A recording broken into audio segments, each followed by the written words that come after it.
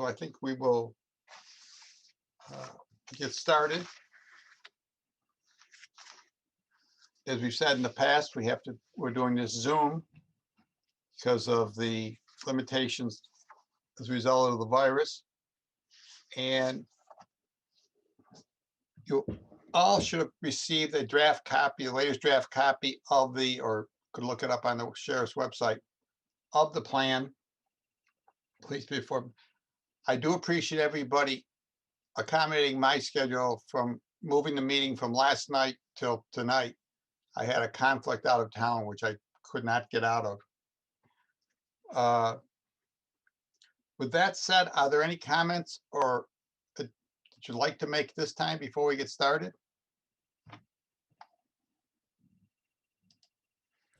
I would just like to say thank you to everybody that took part in this. I really appreciate the information and the sharing of information and the constructive criticism and suggestions and so forth. I think it was a good process. So thanks to everybody, and I hope we can continue this. Thank you, Sheriff. We appreciate your openness and willing to work with us. Before we get started, I have roughly 3 questions that came through to me, either through the email or just people stopping me and asking questions. And I thought we'd just walk through those questions first and go from there. But the first one is not really a question, but it came up in the last 2 to 3 weeks. I've had a number of conference Zoom calls statewide. And one of the issues that always comes up is that we have to remember we are making recommendations, not a plan. The state in some places refers to it as a plan, some places recommendations. The only way it can become a plan is obviously the sheriff has the responsibility along with the county legislature, assuming there may be funding issues and other issues. A number of aspects of a plan we never even delve into: union contracts, schedules, so on and so forth. But anyways, I think it's important to make sure everybody understands that we are not doing a plan for the Genesee County Sheriff's Department. We are making recommendations based on what we have learned. And I don't know if anybody else want to comment on that, but I think it is an important point going forward, and which will be definitely, noted in our final report. With that said, I got a couple of questions. I'm just going to ask the sheriff, and then he can respond to them. The first one that we had was concerning quote unquote mutual aid, not the strict mutual aid, for instance, like the fire departments have, but mutual aid between other counties, state police, etc. Example being here in Bergen, we're in Troop A barracks is our troop, it being in Genesee County. Within 2 miles is a substation for Troop E out of Canandaigua, and how that is coordinated if something was happening here in Bergen. So I just asked the sheriff to comment on that for a moment.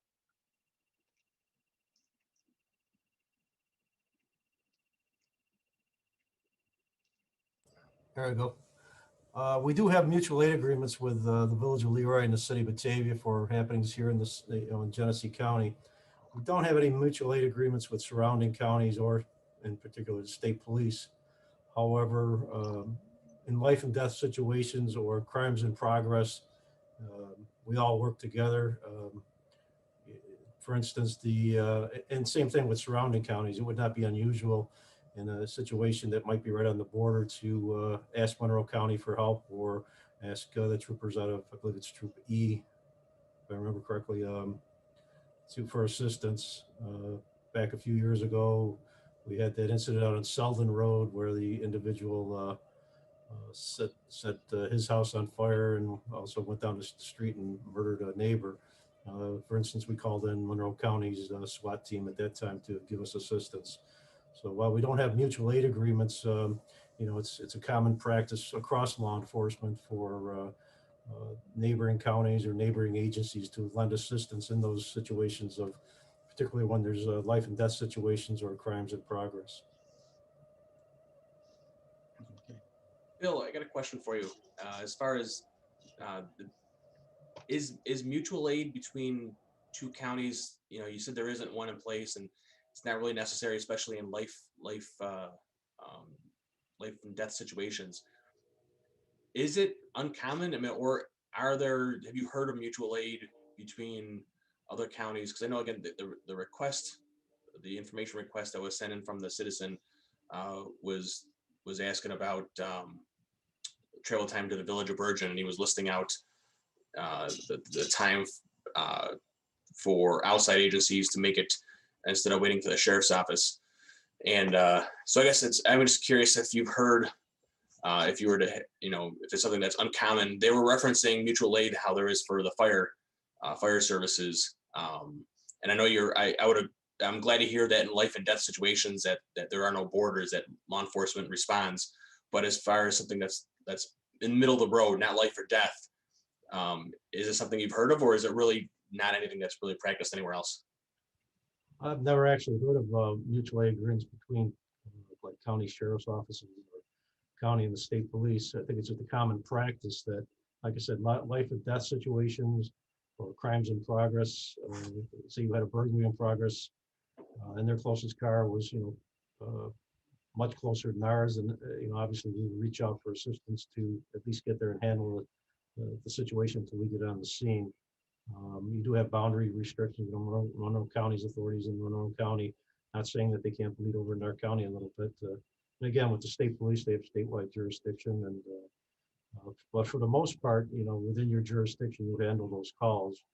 But it's like I say, it's not uncommon for in life and death situations or crimes in progress to seek assistance on those outside borders, from neighboring counties, Erie County, Niagara County, Wyoming, Livingston, and Monroe. So, I've never really called it mutual aid or heard it referred to as mutual aid. It's just, assisting other officers and other police agencies. Thanks, Bill. Again, that wouldn't be something, Matt, on a routine call. Say you have a burglary that occurred last night, and they're right on the border, that we would look to, Livingston or an adjoining county to go handle the call. That's I've never heard of anything like that. It's those situations where they need immediate attention that you would rely on whoever you can get to get to that scene and preserve life or apprehend suspects or criminals. Thanks, Bill. Thank you, Bill. Other comments or questions on that issue? The second question that came through is on mental health response, et cetera. And again, Sheriff, if you'd comment on that and the work that you've been doing. On mental health calls, currently we have, I believe it's 5 individuals that have been through the extensive training of crisis intervention team. And as recently as this past week, they offered a scaled down version, again, a Zoom version of training on dealing with those individuals that are in mental health crises. It's becoming more and more well known that the police aren't necessarily the ones that need to respond to these calls, except when there's violence or whatever. That educating the individual and the families on the services that are available out there and avenues that they can take other than law enforcement. That's what we're trying to work with those individuals and the families. I'm not saying that that we won't respond, especially in situations with volunteer fire departments when they have to go. They do request that we go with them, just to make sure that the scene is safe and secure. But the main thing is to try to address the underlying issues that are leading up to this mental health crisis. We work close with JACASA, and we also work very well with the Genesee County Mental Health and Mental Health Association here in Batavia, and also with the Rochester MIT team. But we do recognize, I think, across all law enforcement, that this is an area of great concern and that we need to work on and educate our law enforcement officers on better techniques for handling the situations and the availability of services that are out there to help address the underlying needs. These individuals are not necessarily criminals. They don't need to wind up in jail. They need to wind up in a situation where they can get the help that they need. We've discussed this considerably. Others would like to comment on this, or inquiry came in? I don't know, Matt, did other members of the task group get copies of those two questions that came in, which we just went through? Yes, So I they've forwarded all them on seen Bill. that. Yep. Okay. Any other comments on that, please? The last question is one that did not come in that way, but has been raised to me personally a couple, 2 or 3 times, and it concerns police review boards, whether or not the county had one and whether or not it ever considered or recommendation. We discuss it in a way in page 5 of the report, where we talk about the activities of the sheriff's department, etc. But the bottom line is we haven't identified any real need for it to have one that I can say is former county legislator and chairman of the legislature. I can guarantee you that if we had had a lot of problems in that area or any problems in that area, I would have heard about it. And the former sheriff is here and the current sheriff. And I was on a legislature with both gentlemen and they were, in the office. So I don't personally see where that is a significant problem and there should be set up. But I would appreciate if anybody else had any other comments or thoughts on that. If I may comment, Please. you're right. I don't see a need at this point in time. In the future, maybe if there's situations that arise that require, would call for such a review board. But, if the sheriff, if they follow the general orders outlined by the Division of Criminal Justice Services, then you should be okay because there's a policy and procedure in place. If there's a complaint against an officer, then it has to be followed up on. That officer is disciplined or dismissed, depending on the situation. So, to call in a review board, I can see these in the metropolitan areas where they have issues, with certain officers. But in a small community like this, I personally, at this time, don't see a need for one. Any other comments or thoughts on this? I would agree with Sheriff Mayha, that at this point in time, I don't believe it calls for a review board. Again, in the future, if that problem should arise, then obviously I would never be opposed to it. But right now, I don't think it's really called for.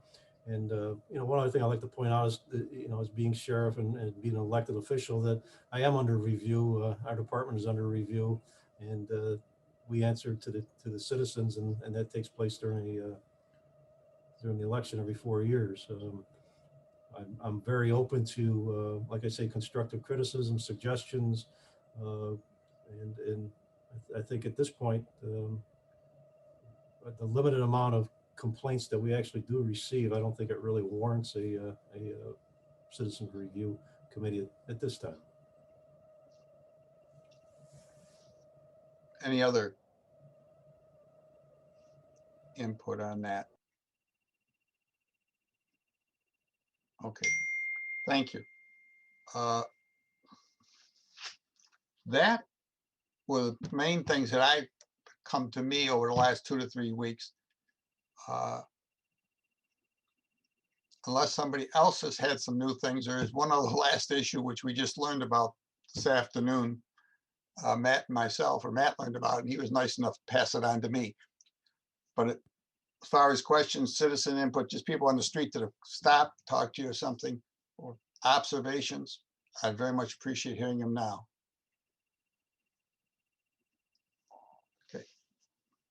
that said, one of the things that came out today, why don't you discuss it, Matt, and then I will say how I attempt to rectify, do it. Yeah, so I was watching a NISAC, New York State Association of Counties, Zoom presentation today from a panel, and they were discussing the police reform reports that we're putting together right now, and indicating that most municipalities should be in the stage that we are in, where the draft is out, and now they're just receiving some additional feedback, and then preparing for their respective municipality to adopt the recommendations at their March meeting at some point. So they were covering certain things, like there's a form that we have to make sure that's signed off on and certified, and kind of some housekeeping items. But one thing that I hadn't seen in a previous Zoom or anything was that the report has to list, I think it's 13 or 14 points. It literally has to list that we considered those 14 points. And the good news is that we have, we had every one of the items was covered as an agenda item. The vast majority of them had a good amount of presentation material that supported them. We had Kathy Yulee from Genesee Justice present on one of the items. We had Julie Carousel present on one of the items. We had the chief deputies present. We had, and then the majority of the rest were taken care of by the sheriff and the undersheriff. So we did cover all of the points, but they weren't specifically laid out and addressed in our report. Our report right now is more focused on the outcomes that we came up with, which is logical, and I think it's good to have in the report and to have that report based on that. But the fact that we don't list out the items that we gave consideration to would be grounds for our report to get rejected. So at this point in time, I think that it's not a major lift for us to make sure that we include this verbiage in the report. And talking with the city, Earl Wells, who's working with the city and preparing their report, and I kind of wanted to get his thoughts as another person that's preparing a report. We kind of spitballed a little bit, and I mentioned what Bob and I had talked about earlier.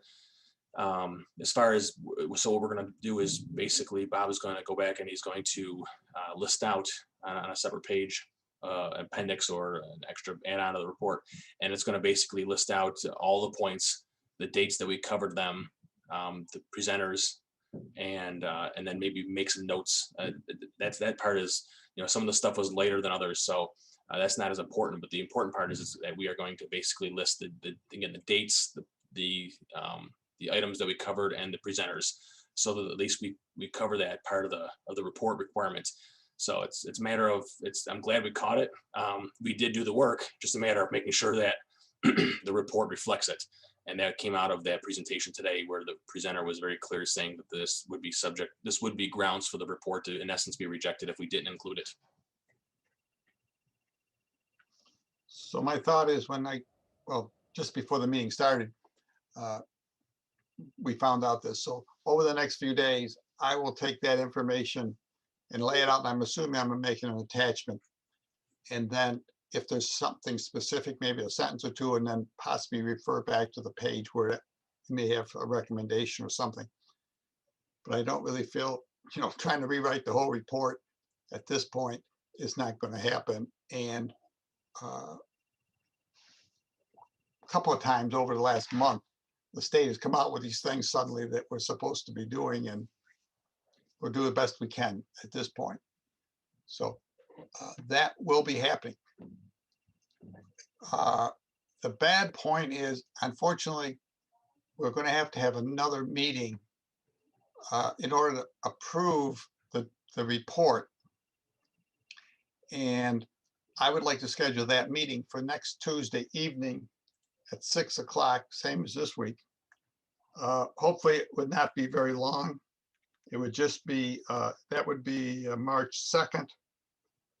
I would do it on a Monday evening, but I got another one of these meetings out of town I've got to be to. And hopefully we'd have it out, if not Friday, definitely Monday. Everybody can look over that new attachment. And we could then approve it at that meeting and then send it on to public service, which I believe meets on the 17th. Is that the date? No, excuse me, on the 15th. Yep. So we'd make the 15th public service meeting off to the full, excuse me, Ways and Means on the 17th. And then the full legislature would have it presented on the 24th of March. And we're done. Yep. So that's kind of the schedule we're on right now. Sorry about this extra point just came up like literally this afternoon. Matt called me about him, so. Okay, hopefully. Is next Tuesday at 6, is that any real problem with that? I mean, it should not be a long meeting unless there's something really that people want to object to. And if anybody wants to make comments on the actual body of the report or anything further, things should be clarified, please send them over to me. I will get them in there. So, okay. Is there anything else this evening that we wish to discuss or comment on? Or follow up on? Okay, well, again, I thank everybody for their patience with me and changing the date. And I look forward to seeing you all next week, hopefully for the last time, and we can get this done and wrapped up and out of here. Okay, thank Thanks you. a lot, Bob. Thanks. Have a good Yeah, Bob. evening.